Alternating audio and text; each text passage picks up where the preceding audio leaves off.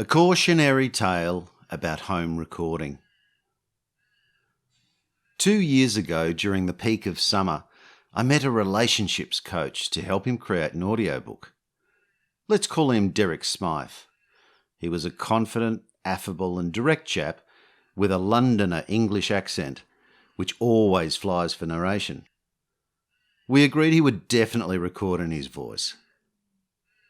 The book was 90,000 words and was the largest project I had attempted, still being relatively new to the game at the time. The final version of the audiobook was going to be almost 12 hours long, so you'd need to listen to it over quite a few sessions. We figured Derek would need around 16 hours at the mic to record. It was going to be a big job for both of us. After our initial setup call to position the microphone and check the recording, we found there was a ton of traffic noise being recorded in the background. He lived in a second-floor apartment near the CBD.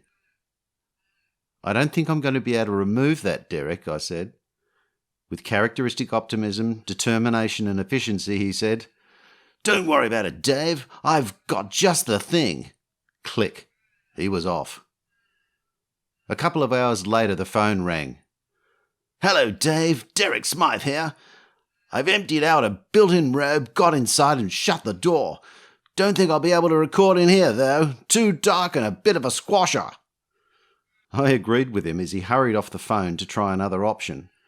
Before long, he was back in touch with a report on his next test. "Hi, Dave. Derek here again. Bad news in the basement car park, I'm afraid. Got the windows up and the microphone cords jammed in the sunroof so it's at the right height. But it's 35 degrees in here, so can't do more than about 30 minutes at a time without expiring. Still, I'm going to crack on." I'd listened with a combination of incredulity and amazement, but I had to hand it to him. The recording quality was absolutely superb, but it wasn't to last. "Howdy, Dave, it's Derek. Seems I'm going to have to abandon the basement idea. They've just started with jackhammers and drills on the building site next door. Bugger! Leave it to me and I'll be back in touch," he said, again with characteristic, indefatigable determination. The next call came from Derek 2 days later. "Hi, Dave. Smythe here. Look, I've had to move a few things around, but I'm calling you from a log cabin in the mountains. Reckon I can knock the recording over in 3 days. I'm starting from scratch." I was starting to feel a bit sick and guilty about Derek's time and expense, but he assured me he was undeterred. 2 days later. I had to bite my tongue until it bled during his next call, which, by the way, he had driven 20 kilometres to make due to the lack of mobile reception at the cabin. He sounded like a Survivor contestant right near the end of the show. His voice was strained and he sounded close to the brink, but was still boxing on. "Hi there, Dave. Derek here. Been having a smidge of trouble with the neighbours." He drew breath and spoke quickly. "Damn cockatoos are screeching blue murder at dawn and dusk. There's at least another 35 bird species active during the day. The possums are rutting, growling and crashing through the night on the corrugated iron roof.